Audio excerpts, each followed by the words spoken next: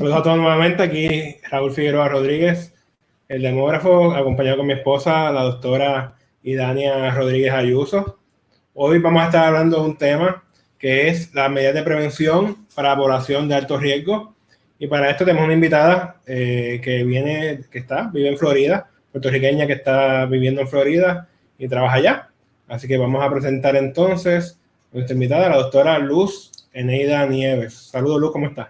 Saludos a Raúl Figueroa, saludos doctora Idania Rodríguez, qué placer estar con ustedes y gracias por esta oportunidad de poder compartir esta información con el público que tanto lo necesita. Gracias a ti por aceptar la invitación. Luz, queremos que empieces hablando un poquito de tu preparación académica, qué estudiaste, dónde estudiaste y qué has hecho en los últimos años allá en Estados Unidos. Sí, yo estudié en la Universidad de Puerto Rico, recinto de Ciencias Médicas, me gradué hace unos cuantos años, ¿verdad? De la Escuela de Enfermería, después realicé estudios de Salud Pública y Epidemiología en la Escuela Graduada de Salud Pública y también pues realicé un doctorado en Salud Pública con concentración en Epidemiología. Llevo 34 años trabajando con sistemas de salud y 29 de esos años llevo trabajando en el área de prevención de infecciones. Y también soy profesora en la Universidad de Salud Pública, Epidemiología e Investigación Clínica con el grupo de enfermeras de maestría. Y Lu, ¿qué te motivó a ti a estudiar epidemiología y este tipo de cosas? Fíjate, Raúl, esto fue un viraje de 180 grados en mi vida porque yo pues quería realizarme, quería estar en la Fuerza Aérea, quería ser militar y pues estaba en el ROTC y quería entonces estar como, ¿verdad? Como segundo teniente de la Fuerza Aérea y tiempo antes de que se me cumpliera esa oportunidad, desarrollé tuberculosis pulmonar cuando trabajaba en la unidad de cuidado intensivo. Estuve a punto de morir, estuve un año fuera de mi trabajo en convalecencia y durante ese proceso de enfermedad me di cuenta lo importante que es la salud pública, lo importante que es la epidemiología y siendo esa una de las áreas que mayor me apasionó cuando estuve estudiando en la universidad en mis años primarios, decidí entonces estudiar epidemiología y fui aceptada en la Escuela Graduada de Salud Pública. Me gradué hace ya 29 años y le doy gracias a Dios por esa oportunidad porque he podido ayudar a otras personas y he podido ayudar a la población a mantenerse saludable, especialmente a los profesionales de la salud, donde con tanta pasión y tanta entrega he trabajado con ellos para evitar que ellos se contagiaran de enfermedades totalmente prevenibles. Eso fue lo que cambió mi vida por completo. Y ahora que estoy en el área, o sea, directamente en el área de epidemiología, pues me da mucha alegría, ¿verdad? Porque en aquel momento no entendía por qué eso había pasado, pero después de los años entendí que había otro propósito detrás de esa situación, ¿verdad? De enfermedad. Qué bueno, qué bueno. Lu, vamos a empezar hablando un poquito entonces ahora del tema de COVID, que es lo que te quiero escuchar principalmente. Vamos a empezar primero hablando un poco sobre los síntomas. ¿Cuáles son los principales síntomas que tiene el COVID? Para que la gente pueda saber más o menos ver y saber si alguien de ellos o alguien de su familia Sí. tiene COVID. Mira, Raúl, los síntomas comunes del COVID-19 es fiebre, tos, problemas en la garganta, ¿verdad? También tenemos dificultad para respirar y también tenemos dolor muscular y fatiga. Esos son uno de los dos síntomas principales que las personas pueden tener ahora. Tenemos otros síntomas que no son tan comunes, pero también los podemos ver, como la producción de esputo, dolor de cabeza, diarrea. Y en los pacientes adultos, uno de los puntos cardinales que estamos observando es que muchos de ellos pueden tener una fiebre leve, ¿verdad? Que no es una fiebre como la que nos indica el CDC de 100.4 grados Fahrenheit. En este caso puede ser una fiebre bien leve y por eso es que tenemos que estar muy, muy atentos, ¿verdad? A nuestros pacientes de edad avanzada, porque ellos necesariamente no van a tener unos síntomas como una persona de 20, 25 años. Los síntomas de ellos pueden ser diferentes y es ahí donde está la oportunidad de nosotros poder buscar ayuda sin tener que esperar a que tengamos un cuadro completo, ¿verdad?, de enfermedad. Y Luz, pregunta que te hago, tú que estuviste trabajando en hospitales, en los casos que viste, ¿encontraste personas que también perdieron el olfato y el gusto, que estamos viendo que eso se está viendo ahora? Sí, eso se está viendo en personas y aunque no aparecen los síntomas, ¿verdad? Como ya como conocemos, esta es una enfermedad nueva, por eso se le dice novel coronavirus, novel significa nuevo, y hay una serie de personas que cuando se les hace el estimado de síntomas, se ha visto que han perdido el sentido del gusto y el sentido del olfato. Y entonces eso es algo como que las personas como que, ¿por qué yo estoy perdiendo este sentido y por qué esto me está pasando? Y eso puede ser, ¿verdad? Una señal donde vamos a decir, vamos a buscar ayuda porque no queremos que pasemos a un cuadro clínico pues más crítico. Luz, tú no enviaste una noticia de Florida, de alguien, salió en Puerto Rico, pero está relacionada a Florida, sobre una pareja puertorriqueña que muere ambos, ¿verdad? Una semana de diferencia prácticamente en Estados Unidos. Ese es el tipo de personas que tú entiendes que son el tema de ¿verdad? Las personas de mayor alto riesgo. ¿Cuáles son las características de estas personas y qué las distinguen? Ambas personas eran mayores de 65 años. Estas personas lamentablemente pues, tenían condiciones crónicas, ¿verdad? Y estas condiciones crónicas pueden entonces aumentarle a ellos el riesgo, ¿verdad? De desarrollar la enfermedad.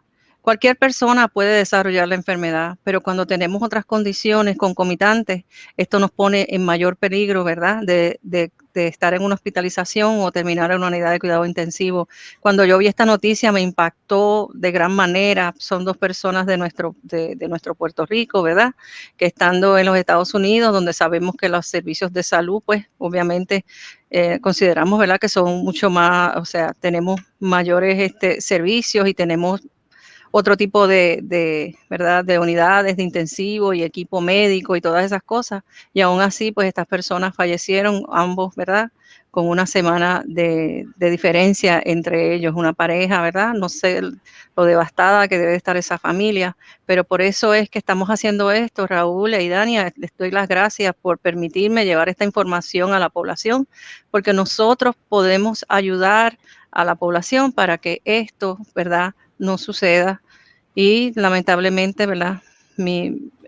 Nuestro más sentido pésame a esta familia puertorriqueña que perdieron a sus progenitores. Pregunta que te hago, Luz, porque es importante que le estemos recordando a las personas cómo se propaga esta enfermedad de forma que puedan prevenir. ¿Cómo se propaga el COVID? Sí, mira, el COVID lamentablemente este virus se propaga bien fácilmente de persona a persona principalmente, entre las personas que están en contacto cercano, ¿verdad? A una distancia aproximadamente de 6 pies, por eso es que hablamos del distanciamiento social o de los 6 pies que tenemos que tener entre una persona y otra. Se propaga a través de que cuando la persona habla, cuando la persona tose, cuando la persona estornuda, este virus se va a encontrar en esas secreciones y una vez sale eso del organismo se va a quedar difundido, ¿verdad?, en el ambiente y eso pues puede viajar y por eso entonces que tenemos que tener ese distanciamiento de 6 pies, porque si la persona está infectada en este momento, pues esa persona puede llevar la enfermedad a otras personas de una forma bien sencilla. Igualmente el virus de la influenza, igualmente la tuberculosis, ¿verdad? Y lamentablemente esto hay que tomarlo en consideración. También tenemos que estas gotas, ¿verdad? Estas gotitas pequeñas pueden terminar en la boca o en la nariz de quienes se encuentran cerca o posiblemente ser inhaladas y llegar hasta el pulmón directamente. Por eso es que se le dice a las personas que por favor no se toquen su cara, ¿verdad? Porque si se tocan la cara y han estado en contacto o tienen el virus en la cara, puede pasar que ese virus, ¿verdad?, pueda pasar a la boca y pueda pasar a la nariz. Y entonces eso, pues, obviamente ya te estás, como quien dice, inoculando con el virus y puedes entonces desarrollar los síntomas. También otro punto bien importante es que podemos propagar la enfermedad y estas personas que no tienen síntomas aún, que están totalmente bien, no tienen fiebre, no tienen tos, no tienen ningún tipo de sintomatología, pueden estar incubando la enfermedad y pueden entonces también propagar la enfermedad a otras personas. Sí, y eso es bien interesante lo que dice Luz, porque hemos visto que cerca del 26%, entre 26 o un poquito más por ciento de la población es asintomática totalmente. Y eso resalta las medidas. Luz nos pregunta, ¿verdad? Y nos menciona que él en enero experimentó síntomas parecidos al flu, con tos, dolor muscular, fiebre baja, y otras personas también presentaron estos síntomas y él se pregunta, se cuestiona a esta persona si pudo haber estado expuesto al COVID y si es importante que se pruebe para anticuerpos y sabemos que esto pudo haber empezado mucho antes de lo que hemos empezado a medirlo, sí. Y es probable que muchos de nosotros hayamos tenido síntomas parecidos a la influenza y nunca nos probamos. Sabemos, Luz, que si te haces la prueba es meramente para saber que lo tuviste. Esto no significa que si no lo tuviste no te va a dar y que está en ese caso protegido. Todavía estamos bregando con reinfección o ver si es una reactivación de virus, pero sabemos que el IgG, si tuviste la infección, debería salir positivo. Exactamente, es correcto y esto es bien importante y esto lo están haciendo ahora en Estados Unidos y se está viendo que un número alto de personas han padecido de la enfermedad y han estado totalmente asintomáticas o personas que han estado enfermas y han pensado, ¿verdad? Ok, estamos en la época de flu, pues por lo tanto lo más probable es que tengo el flu, no me voy a hacer la prueba del flu, pero tengo los síntomas, ya estoy pasando por el proceso de enfermedad, ya me siento mucho mejor y entonces, en ese caso, sería interesante, ¿verdad? Más adelante, ver entonces los niveles de IgG de esas personas para ver si en realidad lo que tuvieron fue COVID-19. Eso sería una muy buena, eso sería un estudio muy interesante para ver entonces cuánta información nosotros podemos tomar de ese tipo de prueba y también cuán confiables son las pruebas que estamos haciendo en este momento, porque las pruebas que estamos haciendo es para medir si la persona está infectada agudamente, pero entonces en el periodo de convalecencia, una vez entra el virus, la persona desarrolla anticuerpos, vamos entonces a medir anticuerpos a ver si esa persona pasó por la enfermedad. Perfecto. Además de las personas de mayor edad, hablaste de personas que tuviesen algunas condiciones de salud. ¿Cuáles son esas condiciones de salud que hacen que las personas sean, ¿verdad?, que tengan mayor propenso a tener síntomas graves, sobre todo? Sí, hay una serie de condiciones crónicas que vamos a estar mencionando más adelante y vamos a enumerarlas todas y vamos a explicar por qué esas afecciones crónicas pueden poner a mayor riesgo a estas personas de morir. Sabemos que los adultos mayores que tienen ciertas afecciones crónicas como enfermedades cardíacas, pulmonares, por ejemplo, asma, enfermedad crónica del pulmón, enfisema, diabetes descontrolada, pacientes que están inmunosuprimidos, pacientes que tienen cáncer, pacientes que tienen HIV, e inclusive hemos visto pacientes que no saben que tienen HIV. O sea que esto significa un problema mayor. Pacientes que están recibiendo diálisis, son pacientes que tienen enfermedad del hígado, trasplantes o obesidad mayor de 40, un índice de masa corporal mayor de 40. Tenemos otro tipo de población, pero para eso vamos a tener que hacer otro live y quiero solamente mencionarlas, que son las mujeres embarazadas y los pacientes que son deambulantes, ¿verdad? Pacientes homeless también. Tenemos ahí una población de ultra alto riesgo, pero para eso necesitamos otro live, doctora Rodríguez y Raúl. Perfecto. Entonces, cuando tú hablas de condiciones que son cardíacas, ¿a qué te refieres principalmente? Bueno, cuando hablamos de enfermedades cardíacas, estamos hablando de enfermedades como, por ejemplo, enfermedad de las arterias coronarias, pacientes que tienen angina, pacientes que tienen enfermedades congénitas del corazón, pacientes que tienen problemas de cardiomiopatías y pacientes que tienen hipertensión pulmonar. ¿Por qué? Porque ese corazón no está funcionando en un 100% y cuando entonces estamos enfermos necesitamos que, ¿verdad?, que uno de los órganos más importantes de nuestro cuerpo esté funcionando de una manera adecuada. Pero cuando ponemos una situación como esta, como una enfermedad crítica, ese corazón se va a cansar y por lo tanto la probabilidad de esa persona de tener otras complicaciones muchísimo más serias son bien elevadas.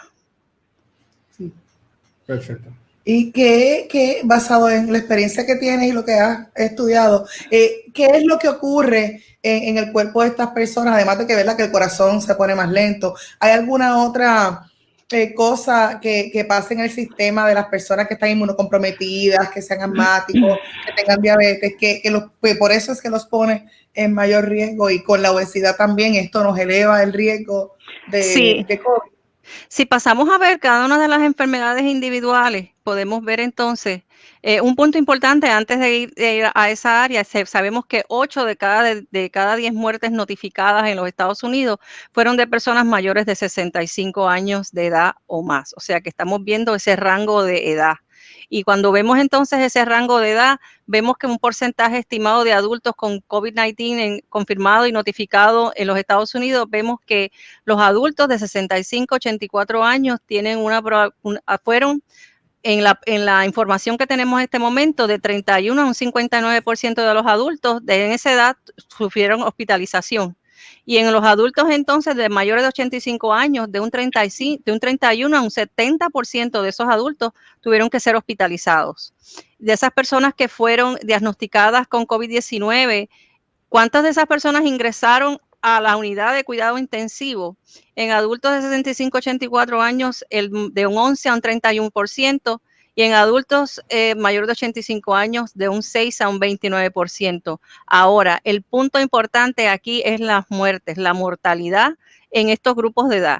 Vemos que en adultos de 65 a 84 años, de un 4 a un 11% perdieron la vida, ¿verdad? Pero en adultos mayores de 85%, de un 10 a un 27% perdieron la vida. Y un punto bien importante que nosotros tenemos que evaluar cuando las personas son mayores de edad, cuando están en esta edad donde, ¿verdad?, ya pasaron este rango de los 80 años en adelante, vemos que estos pacientes, si no tienen lo que se conoce como, ¿verdad?, en inglés se conoce como un living will, cuando el paciente comienza a deteriorar, cuando el doctor ve que la edad es una edad mayor, hay que entonces hablar con la familia, porque básicamente ese paciente, tenemos que ver si hubo en algún momento alguna conversación en esa familia sobre qué tú quieres que hagamos en caso de que tú enfermes gravemente. Y entonces podemos ver que esa mortalidad es elevada. A veces los médicos pues hablan con los pacientes, o sea, con la familia del paciente.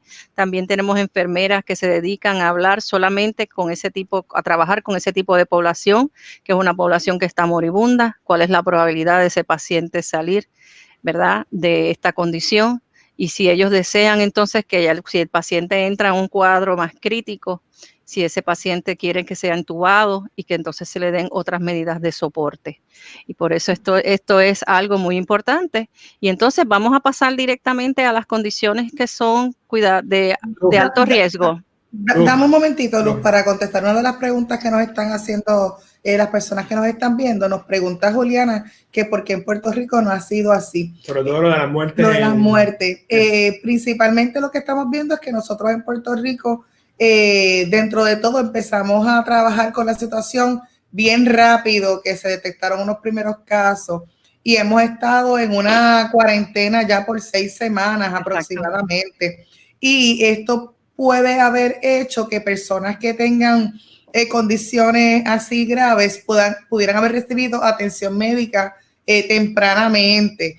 Lo otro es que también hemos visto que hay muchas personas con mucha conciencia que se están protegiendo. Ahora bien, nosotros sí sabemos que los hospitales no están desbordados de personas, que los ventiladores todavía están disponibles, pero esas características específicas de tiempo, lugar y persona de las personas hospitalizadas y de las personas que murieron, pues nos falta todavía que cuando el Departamento de Salud depure los datos, nos los puedan proveer para empezar a conocer cómo varían nuestros datos con los de otros países. Recordemos que se va a manifestar de formas diferentes en la medida que vamos viendo los casos en otros países, vamos descubriendo nuevas cosas y vamos viendo nuevas manifestaciones. Aunque han muerto muchas personas mayores en Estados Unidos, también se ha visto muchos casos de personas jóvenes hospitalizadas, ¿sí?, que eso no es lo que se había visto en Europa. Así que dependiendo de cada país, cada experiencia, vamos a estar viendo ese tipo de cosas, Juliana. Doctora Nieves, por favor, continúe, que le interrumpí. Sí, no, doctora Rodríguez, usted puede interrumpir todas las veces que usted quiera. La información que usted tiene es una información verídica, una información real y una información que es necesaria que nuestra población la conozca. Así que sabemos que esto es un trabajo en equipo. Bueno, los adultos mayores y las personas con afecciones graves son las enfermedades cardíacas, como ya les dije, enfermedades pulmonares, diabetes, pacientes inmunosuprimidos, diálisis, enfermedad del hígado, trasplantes, obesidad, y también los residentes de hogares de ancianos o cuidados a largo plazo. Todas estas personas tienen un mayor riesgo de presentar complicaciones más graves a causa del COVID-19. Las afecciones cardíacas, ¿verdad? Como ya les dije, la insuficiencia cardíaca, las enfermedades de las arterias coronarias y las enfermedades congénitas, las cardiomiopatías, la hipertensión pulmonar y cualquier enfermedad cardiovascular que pueda afectar uno de los órganos más importantes que nosotros tenemos. Sabemos que ese paciente, si entra en un cuidado crítico, ese corazón es sumamente importante porque ese corazón se puede cansar y entonces la probabilidad entonces de ese paciente salir de ese cuadro crítico es bien limitada. También vemos que aunque el virus, la razón principal de donde ataca el virus es en el pulmón, pero acuérdate que si afecta el pulmón también va a afectar el corazón, porque nosotros sabemos que el pulmón y el corazón trabajan fuertemente para proveer la sangre oxigenada a todo el cuerpo y también para eliminar la sangre desoxigenada. Y eso es vital, eso es lo que nos mantiene vivos a nosotros todos los días, o sea, en cada momento de nuestra vida. También sabemos que esto también puede ocurrir con cualquier enfermedad viral, como la gripe, como la influenza. Y entonces esta enfermedad de COVID-19 puede agravar los síntomas, ¿verdad?, de la enfermedad cardíaca. Las personas asmáticas. Esto es un dilema de todos los días de los pacientes asmáticos, porque las personas piensan, ¿verdad?, que el paciente de asma, pues obviamente dicen, pues se da una terapia y puede continuar. No, esto no es así. El asma es una enfermedad crónica, una enfermedad donde hay una inflamación del alveolo y esta inflamación no permite que haya un buen, flujo de oxígeno y CO2.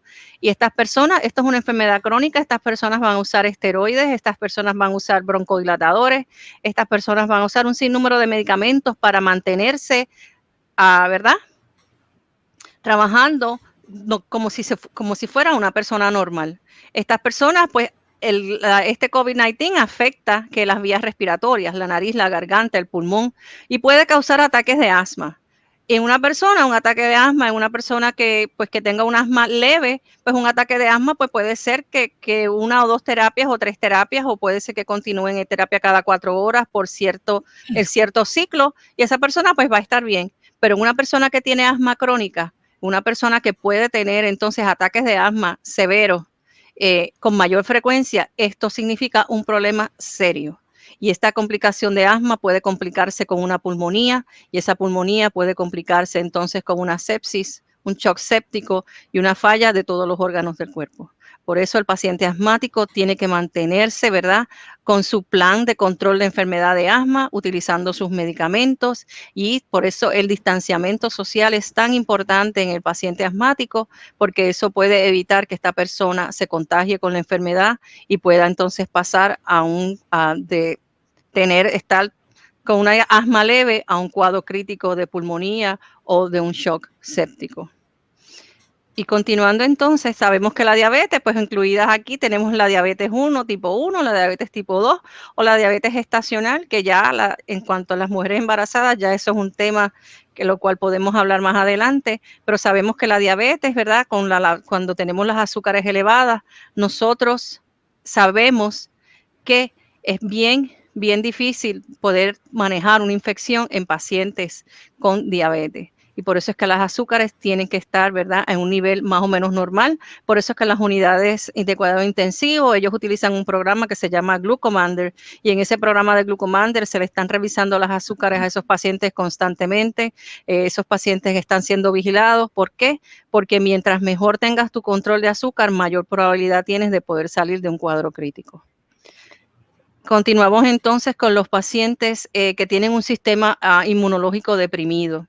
Esto es una enfermedad viral, esto es una enfermedad que ataca tu sistema inmunológico. Por lo tanto, aquellas personas que están recibiendo tratamiento contra el cáncer, estas personas que tienen trasplante de órganos, trasplante de médula espinal y también pacientes que tienen deficiencias inmunitarias, por ejemplo, como el VIH o SIDA, y también están utilizando el uso prolongado de los corticosteroides. Obviamente puede poner a ese paciente a mayor riesgo de que si se expone a esta enfermedad pueda tener otros efectos no deseados.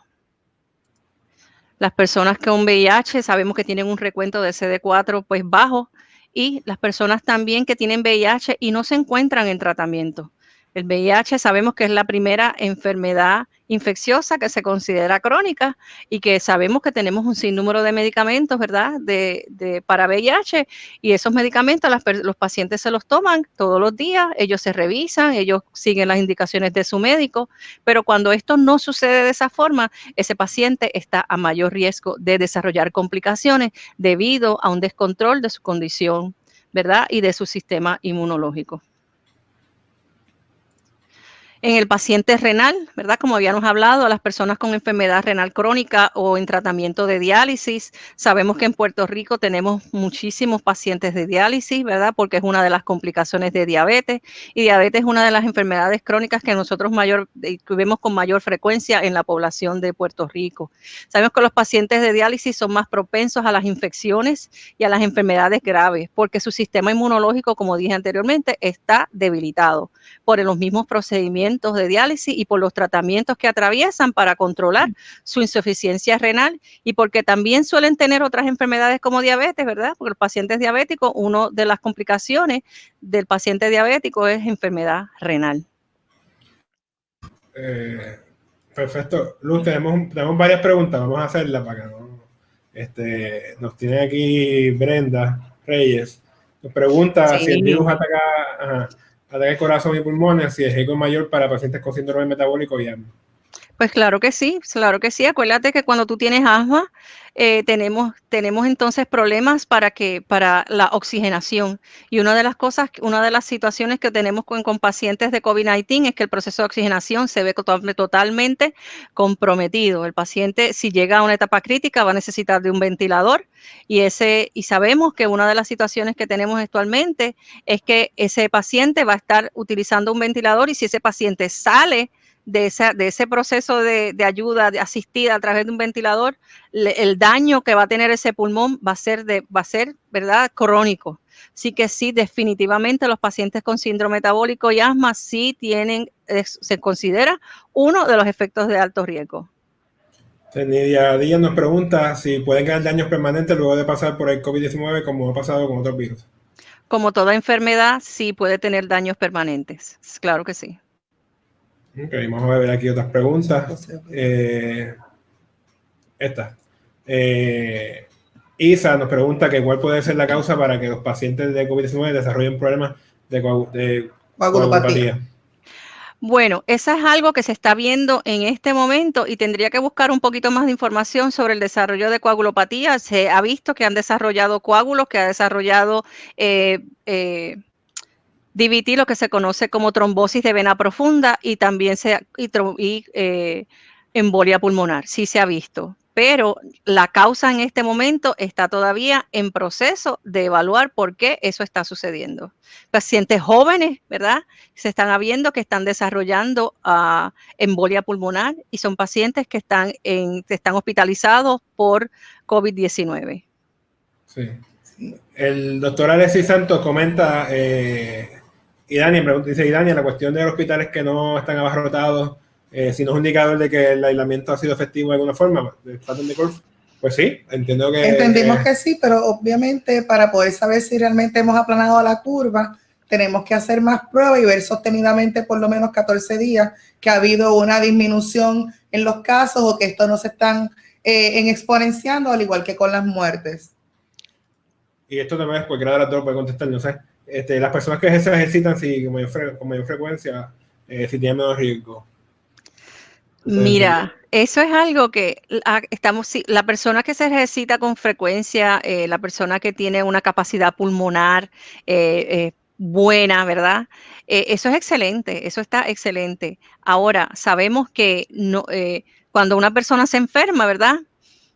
Sabemos que las personas que tienen enfermedades crónicas van a necesitar un tiempo mayor de recuperación, o muchas veces esa persona no se recupera. en personas jóvenes, yo he visto en mi experiencia en las unidades de cuidado intensivo, ha sido que estos pacientes jóvenes que se entuban, ¿verdad? Por alguna situación que tengan alguna pulmonía, cualquier otra situación que necesiten la asistencia de un ventilador, ese paciente se coloca en un coma inducido y esos pacientes también salen, ¿verdad? De ese coma inducido y tú puedes ver que en 2 o 3 días están en coma inducido y en el 5.º día lo vamos despertando poco a poco y el paciente sale lo más bien, se desentuba, sale hablando, la pulmonía ha mejorado, el paciente puede movilizar esas secreciones y eso está perfecto. Pero en pacientes que son asmáticos, pacientes que tienen COPD, como dice Nelly Marrero, sabemos que ese proceso es bien diferente porque esos pacientes tienen una inflamación a nivel del alveolo y esa inflamación del alveolo compromete la oxigenación del paciente y esa inflamación es crónica, o sea que lamentablemente esto es algo que es cada paciente, ¿verdad? Lo tenemos que ver individual y si la persona es un paciente joven, pues obviamente sí vamos a ver que tiene mejor probabilidad y si ese paciente no tiene condiciones crónicas, la probabilidad de sobrevivencia es mayor, pero esto es algo que también tenemos que entender que hemos visto pacientes jóvenes que han fallecido por COVID-19. Esto es algo que tenemos que continuar con el distanciamiento social y con las medidas de precaución. Sí. Saida nos pregunta cuál es el riesgo de contaminación después que el paciente fallece. Yo, por lo que entiendo, es importante, todo contacto con secreción del paciente que pueda tener carga viral puede ser un riesgo de que una persona se contamine si estos fluidos, ¿verdad? Tocan sus manos y usted se los pasa por ojo, nariz o boca. Y por eso es que tratamos de garantizar que siempre las personas que manejen este tipo ¿verdad? De cuerpos que han fallecido puedan entonces utilizar todo su equipo de protección personal para evitar que algún fluido los toque. Si usted en su casa tiene una persona que tenía COVID y fallece, lo importante es que se comunique con las autoridades para la disposición adecuada del mismo y usted asegurarse siempre de mantener su higiene y su limpieza para evitar tener el contacto con los fluidos. Importante, el virus eventualmente va a morir, pero en lo que el virus desaparece del cuerpo por la descomposición del cuerpo, pues es importante que tomemos previsiones. Y también es importante reconocer que la carga viral es mucho mayor en pacientes en estado crítico, en pacientes en etapa aguda, y por lo tanto, lamentablemente, es un suceso que está ocurriendo en este momento, y es que el paciente, ya sabemos, dio confirmado a la prueba de COVID-19, sabemos que no podemos permitir familiares y ese paciente tiene que morir solo, y eso es algo que es sumamente difícil, especialmente para esta familia que se tiene que despedir de ese familiar y nosotros sabemos cómo somos nosotros, ¿verdad? Cuando tenemos pacientes, cuando tenemos familiares que han fallecido, nosotros queremos abrazarlos, besarlos y lamentablemente esto es bien cultural, pero no lo podemos hacer. Sí, nos pregunta Angie sobre los pacientes de Addison disease. Bueno, en pacientes de Addison disease tendríamos que buscar más información, ¿verdad? Porque no en la información que recopilamos para esta presentación, pues obviamente pues no aparece Addison disease, pero obviamente si es una enfermedad crónica, sabemos que podemos tener más riesgo de cualquier otra complicación. Pero las principales enfermedades que se han encontrado en la población que ha fallecido, pues son las enfermedades que nosotros tenemos, pero siempre recordando que cualquier enfermedad crónica que ponga en riesgo el sistema inmunológico te pone a riesgo de complicaciones. Luz, ¿cuándo una persona tiene que buscar la atención médica? La persona... Sí. Una persona debe de buscar atención médica cuando comience esa persona, ¿verdad? Primero que todo, tenemos que ver si esa persona estuvo expuesta o no estuvo expuesta. Pero si la persona tiene signos y síntomas, pues ahí sabemos que esa persona tiene que buscar ayuda de emergencia. Debe buscar atención médica si tiene dificultad para respirar, si tiene dolor o presión en el pecho, confusión o dificultad para estar alerta, que esto es poco común, pero ocurre la coloración azulada en los labios y en el rostro. ¿Por qué? Porque esto significa que estamos comprometiendo los niveles de oxígeno de esa persona, porque algo está pasando a nivel del pulmón que está comprometiendo la función respiratoria de ese paciente. Por eso tenemos que buscar entonces ayuda médica. También otras pues, situaciones que ocurren, ¿verdad? Personas que han estado expuestas y, por ejemplo, estuve expuesta a esta persona, pero yo no lo sabía y entonces estoy desarrollando síntomas y yo pienso que no tengo absolutamente nada, pero también desconozco que había estado expuesta a una persona que ahora es positivo para COVID-19. Sí.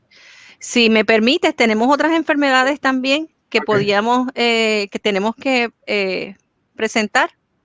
Como ya habíamos hablado, para el paciente de VIH y el paciente renal. Las personas con enfermedad renal crónica en tratamiento de diálisis sabemos que su sistema inmunológico está comprometido. Está que todos los días o un día sí, un día no, esta persona pasa por un proceso de filtración con un riñón artificial y esa persona puede recibir transfusiones de sangre durante ese proceso. Esa persona puede desarrollar complicaciones por el proceso de diálisis y también este paciente renal es más propenso a las infecciones y enfermedades graves porque su sistema inmunológico está comprometido. Ese paciente tiene una línea central, ya sea una fístula donde recibe la diálisis, tiene más riesgo de enfermedad, ¿verdad? De una sepsis. Y esos procedimientos y tratamientos que atraviesan para controlar la insuficiencia renal son tratamientos que son de alto riesgo, pero hay que hacerlo. Tenemos profesionales de la salud que se dedican específicamente a ofrecer cuidado a este paciente de diálisis y por tal razón, ¿verdad? Es bien importante que estos pacientes nosotros los mantengamos, ¿verdad? Aislados, porque si tenemos un paciente que tiene COVID-19 y ese paciente necesita diálisis, pues los centros de diálisis tienen unos protocolos que ellos siguen específicamente para este tipo de pacientes, para evitar que los pacientes que están en la periferia, que están recibiendo cuidado de diálisis, se puedan pues contaminar y también los profesionales de la salud que están ofreciendo el cuidado a este paciente. También otro tipo de población son las personas que están en los lugares de asistencia, por ejemplo, en hogares de ancianos, en lugares de vida asistida, lo que se conoce en inglés como el Assisted Living Facility, y otro tipo de vivienda para personas mayores. ¿Por qué? Porque estas personas están viviendo en un ambiente que están rodeados de otras personas que tienen más o menos su misma edad, que tienen otras condiciones crónicas también y están recibiendo cuidados, ¿verdad? Y es bien importante que los cuidadores que están ofreciendo el cuidado a estos pacientes tomen todas las medidas de precaución. ¿Por qué? Porque ellos están a mayor riesgo de que si uno de ellos se enferma, los demás pueden enfermarse también. Por eso es que los centros de cuidadores, estas personas son muy, muy estrictas. Por eso es que se ha limitado la visita a estos centros donde tienen envejecientes, estos hogares de ancianos, a que ninguna persona que no trabaje en el área pueda entrar a esa área. ¿Por qué? Porque no queremos poner en riesgo la vida de ninguna de las personas que están en los centros de cuidadores. Y como ya te dije, doctora Rodríguez y Raúl, podemos hacer una presentación solamente para los centros de cuidadores y para los Assisted Living Facilities para que poderlos ayudar a ellos a entender por qué es tan importante que tenemos que tener el distanciamiento y por eso porque es tan importante ofrecerle una óptima calidad de cuidado a los pacientes que están en este tipo de establecimiento. Otra cosa que tenemos que, si tienen alguna otra pregunta, doctora Rodríguez, Raúl. Sí, queremos pensar, ya que está hablando de las personas que son en asilo y ese tipo de cosas. Exacto. Pero en términos generales, ¿cuáles son las medidas principales que tienen que tomar las personas que están en alto riesgo de enfermedades graves? ¿Cuáles son esas medidas que tienen que tomar para asegurarse de que no se contagien? Bueno, estos adultos mayores que tienen mayor riesgo de enfermarse gravemente por COVID-19, número uno, quedarse en la casa, quédate en casa, quédese en su casa, ¿verdad? Mantenerse alejado de quienes estén enfermos. Nadie que esté enfermo, ¿verdad? Debe estar visitando a ninguna otra persona. Esa persona tiene que estar en cuarentena, tiene que estar en aislamiento absoluto. Y mantenerse también, limitar el contacto con otras personas, ¿verdad? Y en este caso, pues, obviamente, nosotros, es bien importante que se reconozca, ¿verdad? Que nuestros ancianos, nuestras personas mayores de 65 años, nuestras personas de la edad dorada, tenemos que cuidarlos, tenemos que enseñarles, ¿verdad? Que tenemos que tomar unas medidas de precaución, por ejemplo, el lavarse las manos. El lavarse las manos es el proceso más importante que nosotros podemos tener para evitar infecciones cruzadas. Y mire, lávese las manos por 20 segundos, lávese con agua y jabón, cante Feliz Navidad o cante Happy Birthday o la canción que usted quiera, pero tómese su tiempo en lavarse las manos, porque es lo más importante. Nosotros en mi casa tenemos un proceso cuando vamos a salir a comprar y tenemos hasta agua con jabón en el carro, tenemos botellas de agua y nos lavamos las manos y hacemos un proceso ¿para qué? Para evitar entonces traer ningún tipo de virus a nuestro hogar, ¿verdad? Y siempre estamos vigilantes a todo eso. Y tenemos otras formas también de hacerlo. Por ejemplo, cuando usted tosa o estornude, cúbrese su boca, ¿verdad? Con el codo o use un pañuelo desechable de papel o de tela y descártelo. Evitar tocarse los ojos, la nariz y la boca.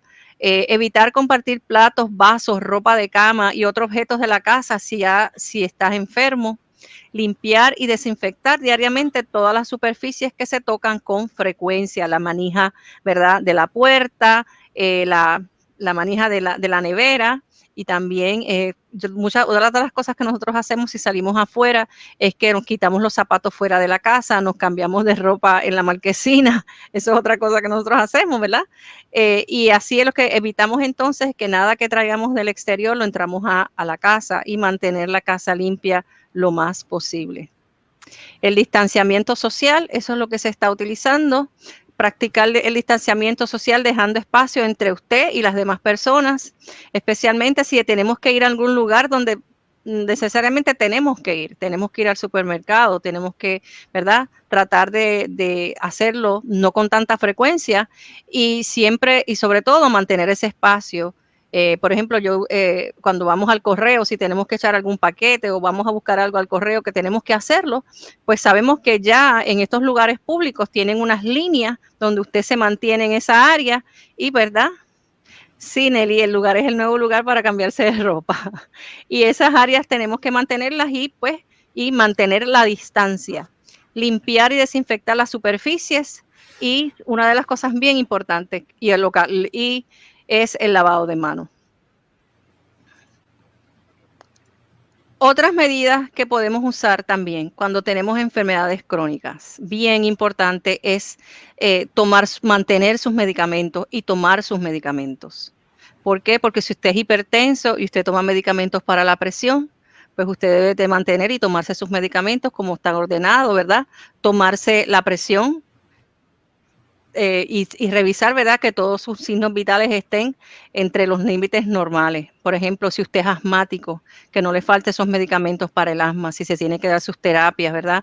Continuar con su plan de acción, con su plan de tratamiento para cada una de las condiciones que usted tiene. También si usted es paciente de diálisis, por favor, no deje de perder su tratamiento de diálisis porque eso puede tener unas consecuencias donde usted a lo mejor no tiene COVID-19, que qué bueno que no lo tiene, pero si no toma la diálisis puede terminar en el hospital. Y no queremos que termine en el hospital, en una sala de emergencia, donde hay pacientes que pueden ser que tengan síntomas y no fueron porque tenían síntomas de COVID, sino que tenían otro tipo de condición.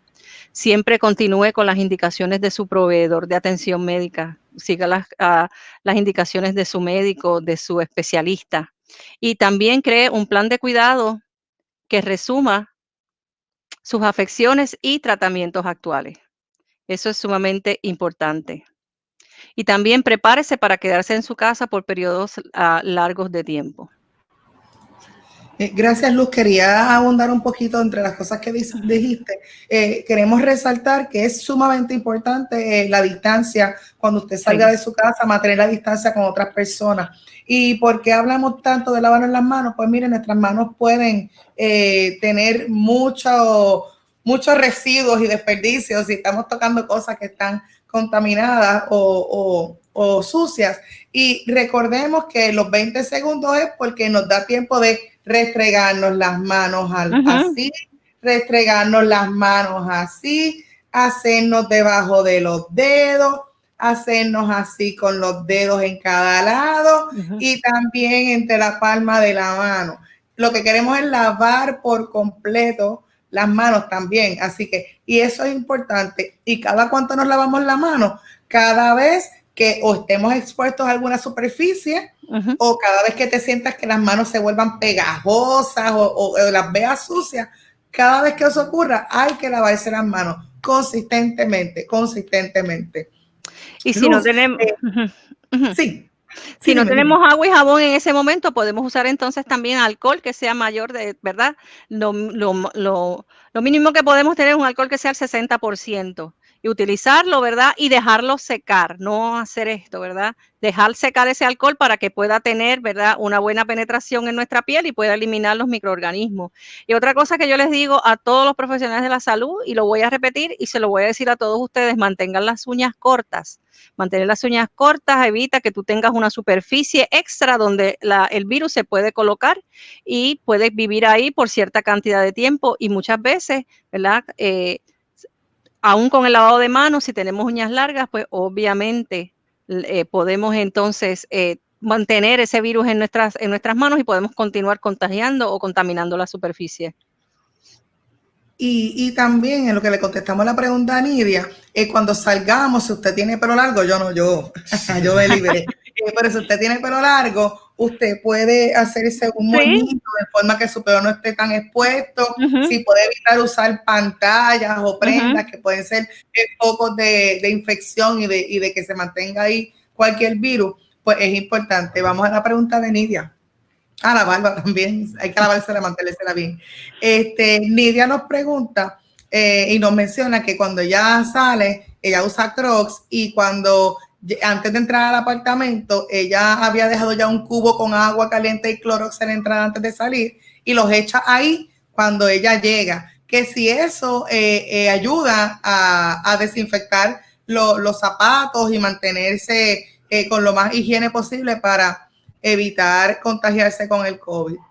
Lo bueno de ahí, Nidia tiene es una buena técnica usar los Crocs, porque lo bueno de los Crocs es que es una superficie de goma que no es porosa y entonces lo puede limpiar y los puede utilizar. Ahora, lo importante es que si tiene una solución de cloro, la solución de cloro y agua tiene un tiempo de vida, ¿verdad? Vamos a ponerlo así. Y ese tiempo de vida puede ser 24, 48 horas y que tenemos que hacer soluciones constantemente. Ella lo puede tener en una botella con spray, ¿verdad? Que pueda aerolizar y utilizarlo de esa forma para que le pueda durar un poquito más de tiempo, básicamente. Pero sí, ella... Sí. No, continúa, sí.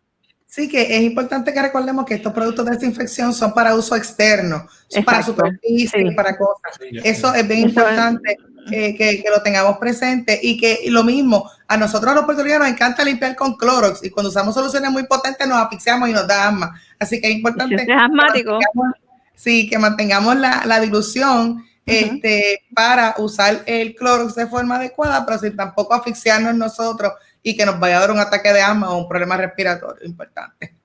Definitivamente, Idania, eso es muy cierto, especialmente en pacientes asmáticos y también el factor de no mezclar detergentes, ¿verdad? Potentes, porque lo que podemos hacer es crear pues un proceso donde podemos tener vapores que sean tóxicos y podemos desarrollar un ataque de asma también. Y eso ha pasado.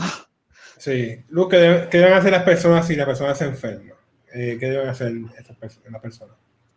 Bueno, si una persona se enferma, pues obviamente debe de notificar a su médico inmediatamente. Y si la persona tiene síntomas y entonces muchas veces, ¿verdad? Si los síntomas son síntomas leves, la persona pues definitivamente, si es una persona normal que no tiene ningún tipo de enfermedad crónica, pues muchas veces sabemos que el 80% de los pacientes que desarrollan COVID-19, si los síntomas son leves, ¿verdad? Y son bastante llevaderos, pero es este 20% que tiene enfermedad crónica que puede pasar de una enfermedad leve a una enfermedad crítica en cuestión de horas o en cuestión de días. Si la persona se enferma, debe llamar a su médico inmediatamente y continuar entonces con las instrucciones de su médico. Si tiene cualquier síntoma, debe ir a sala de emergencia y especificar, ¿verdad? Mira, yo soy una persona de alto riesgo, quisiera pues hacerme la prueba o necesito que el médico me vea y entonces ahí el médico pues me imagino que le hace las diferentes pruebas que se hacen también para virus respiratorio, se le hace PCR para micoplasma, se le hace PCR para influenza, para ver entonces, ¿verdad? Y poder darle un tratamiento efectivo a ese paciente. Si el paciente está críticamente enfermo, si ese paciente se deteriora en un periodo de tiempo, pues ese paciente va a ser hospitalizado y va a ser observado bien, de una forma bien clínicamente para ver entonces si ese paciente desarrolla síntomas y necesita de una unidad de cuidado intensivo o si ese paciente pues puede sobrepasar esa etapa sin tener que llegar a cuidado crítico. Luis, ¿y qué apoyo puede dar la familia o los cuidadores a esta persona que enferma con COVID? ¿Qué pueden hacer? Sí. ¿Cómo los pueden ayudar?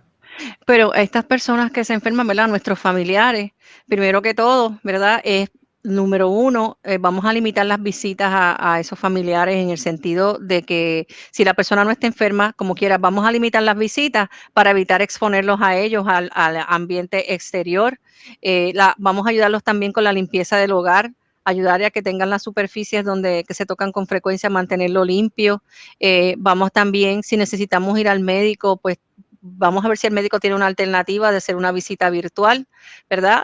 O también podemos, no sé cómo están haciendo las oficinas médicas. Acá en los Estados Unidos yo estoy viendo que hacen muchas visitas virtuales dentro de los que se pueda hacer virtual, ¿verdad? Por ejemplo, yo tenía mi visita con la endocrinóloga y ella hicimos una visita virtual, ella me explicó, y así, y pues pudimos hacer la visita, ¿verdad? Dentro del contexto de seguridad. Pero en este caso, ¿cómo nosotros los podemos ayudar a esa familia? Número uno, sabemos cómo ellos pueden mantenerse en contacto con los familiares, ¿verdad? A través de teléfono, a través ¿verdad? De cámaras de video.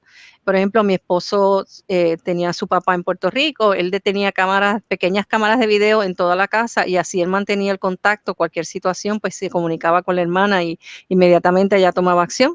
No estoy pidiendo que hagan esto, pero lo estoy poniendo como una alternativa. También hablar con los médicos de su familia y ver cómo ellos pueden tener acceso a que tengan medicamentos por un cierto periodo de tiempo extra, ¿verdad? Para evitar que ellos tengan que salir a buscar medicamentos, o sino también ayudarlos en el sentido de que si ellos necesitan ir al supermercado o necesitan alimentos o necesitan cualquier otro tipo de cosa en su hogar, pues entonces nosotros sabemos que podemos ayudarlos y llevárselos a ellos para que ellos no tengan que salir y tengan que exponerse al ambiente externo. Eso es muy importante, decir cómo yo te puedo ayudar. Inclusive no tiene que ser ni familia. Por ejemplo, si usted conoce alguna persona que está sola, que tiene factores de riesgo, pues llamarlos por teléfono, estar pendiente de ellos y pues saber que estamos aquí disponibles para ayudarte. Perfecto. Vamos ahora a entrar a las conclusiones y las últimas preguntas de este live. Vamos a ver unas preguntas que tenemos aquí, que todavía nos faltan. Luz Delia nos pregunta donde dice que está hablando mucho de un desarrollo de una vacuna que estaría disponible para agosto. ¿Qué cuán seguro y confiable ustedes consideran es esa vacuna? Eso sería para ustedes, los dos epidemiólogas.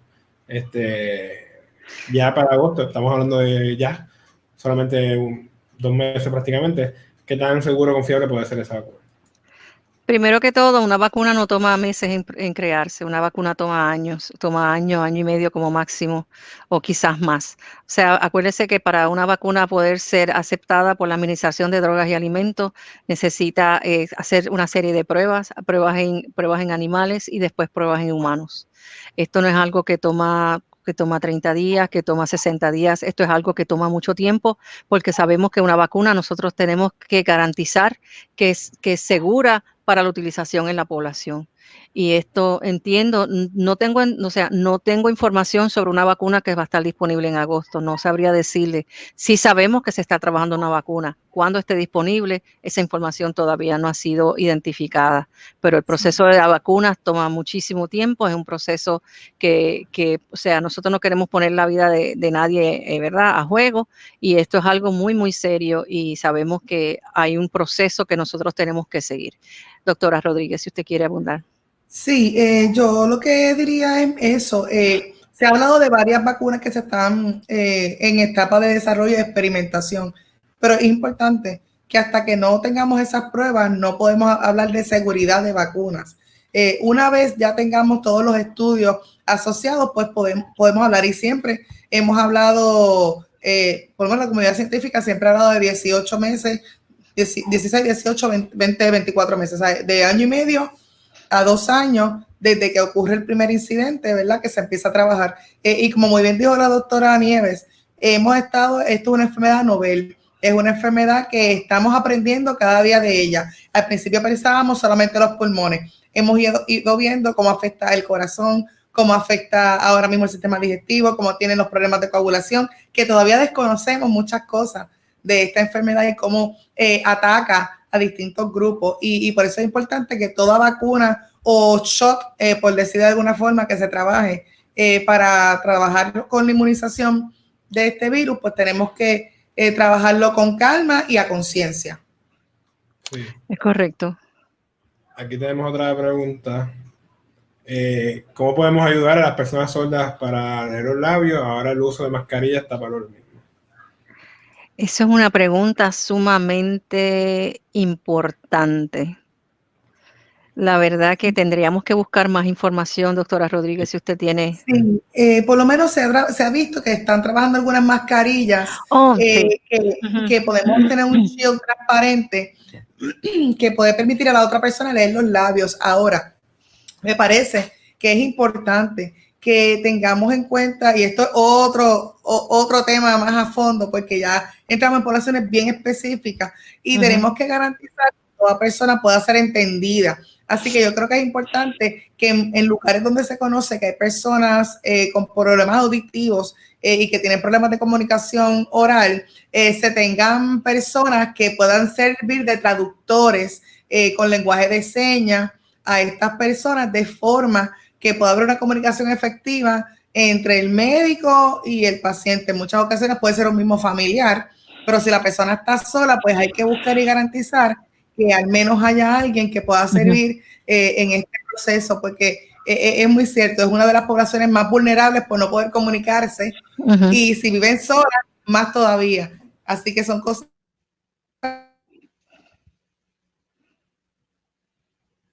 que tener de una persona que tiene algún tipo de impedimento audiológico o auditivo o de voz, pues es importante que usted pueda servir de apoyo a esa persona y me parece que sería prudente llamar a las áreas pertinentes en el gobierno para ver qué opciones tiene esta persona en caso de que se enferme y necesite ayuda, de cómo puede comunicarse y decir lo que le está pasando. Es algo que es muy importante, Juliana. Gracias por esa pregunta. Sí. Yo creo que lo aprovecho. No, una de las cosas que nosotros ponemos, que sabemos que hacen en el hospital cuando el paciente llega al hospital, es que si el paciente es un paciente que se sospecha que tiene COVID-19 o es paciente, o sea, de alguna forma, si esta persona pues no tiene la habilidad de comunicarse a través del habla, puede comunicarse a través de la escritura, pero siempre esa persona va a pasar por un proceso de cernimiento y va a ir a un lugar específico, va a ir a un cuarto con una presión negativa, significa que el aire que está en ese cuarto a puerta cerrada se está filtrando todo el tiempo, el personal va a usar máscara, pero el paciente no la va a usar. Y así entonces también tenemos alternativas donde viene una persona que que puede hablar con esa persona a través de señas, a través de una tableta, ¿verdad? Y esa persona también se puede comunicar a través de la tableta. O sea que hay una serie de alternativas, ¿verdad? Y tenemos que pensar, ¿verdad? Que la pregunta que nos acaba de presentar esta persona que nos está escuchando es muy, muy buena pregunta y le decimos que vamos a buscar más información para eso y lo vamos también a llevar a otros foros para que también esta población no sea una población que esté en desventaja para recibir servicios de salud. Sí, quiero aprovechar sobre todo para las personas que están viéndonos por Facebook, que se suscriban al canal de YouTube para que vengan este tipo de live también y otro tipo de videos que también presentamos con recursos como Luz sobre el tema. Además, pronto viene el documental Más allá del censo, que Luz participa en ese documental también, hablando de su experiencia al mudarse a Estados Unidos. Así que son cosas que son importantes también, ¿verdad? Que se suscriban al canal y nos ayudan en esa forma también un poco. Luz, ¿algo más que quieras añadir antes de finalizar este live? Sí, es importante también con nosotros si tenemos familiares que están, ¿verdad? Que están solitos, conozca qué medicamentos está tomando su ser querido y también vea si puede ayudarle a tener dosis adicionales, ¿verdad? No esperar a que se le acabe el medicamento para buscarlo, sino que por lo menos que tengan 2 semanas extra. También monitoree los alimentos que esa persona está ingiriendo y otros suministros, si estas personas tienen COPD, si estas personas utilizan oxígeno o si estas personas tienen suministros para incontinencia o también suministros para diálisis. Cuidado de heridas y otro tipo de artículos necesarios que ellos necesiten para estar, ¿verdad? Para poder estar tranquilos en su casa, porque causa mucha ansiedad, ¿verdad? A este tipo de pacientes el no tener sus suministros con ellos y el no tener el apoyo, no tener ayuda de otras personas para ellos poder tener, ¿verdad? Dentro de su entorno, poder sentirse seguros. Sabemos que la ansiedad también puede causar problemas en el sistema inmunológico y eso es lo que nosotros no queremos. Mi información personal y también de la compañía de Infection Prevention Consultancy que está en la pantalla. Y para mí ha sido más que un honor poder compartir con 2 profesionales tan excelentes como la doctora Rodríguez y el señor Raúl Figueroa. Él es demógrafo, ella es epidemióloga. Yo pienso que ellos son una pareja que está ayudando a la población de Puerto Rico a estar educada y esa educación es la que salva vidas. Y le agradezco muchísimo a ambos para que nosotros podamos mantenerlos a ustedes, ¿verdad? Aunque yo esté en la Florida y ustedes están en Puerto Rico, nosotros poderlos mantener informados de toda la información. Esta información es una información que sale del Centro de Control de Enfermedades de Atlanta. Esta información es segura y nosotros lo que queremos es que usted se sienta bien y poder evitar muertes, ¿verdad? Que son totalmente prevenibles. Y la última foto, ¿verdad? Que tenemos, Raúl, si la quieres poner. Cuando pensamos en estos pacientes, ¿verdad? Pacientes con enfermedades crónicas, tenemos que cuidar a nuestros ancianos, tenemos que cuidar a nuestros viejitos y es nuestro deber ofrecer un lugar seguro para la población de alto riesgo. Y ellos son, ¿verdad? Las personas que por ellos nosotros estamos aquí. Y eso es lo menos que podemos hacer por ellos. Definitivamente mantenerlos seguros, mantenerlos en casa, distanciamiento social, lavado de manos y cuidarlos con todo el amor que ellos nos cuidaron a nosotros. Muchas gracias. Eso es así que... Gracias Luz, gracias por compartir tus conocimientos con nosotros. Esperemos que este sea uno de otros posibles live que podemos hacer con distintos temas. Ya estamos escuchando que nos han pedido cuando acabe todo este proceso algo de salud mental, así que estaremos tratando de conseguir a una persona especialista en este tema que pueda orientarnos y hablar de este tema. Así que gracias siempre por tu disposición y gracias por siempre quererle hacer bien a nuestro país. Así que un abrazo desde la distancia. Te queremos mucho. Muchas gracias. Gracias a todos por estar con nosotros en esta tarde, por darnos de su tiempo. Suscríbase a nuestro canal. Muchas gracias. Muchas gracias. Hasta luego.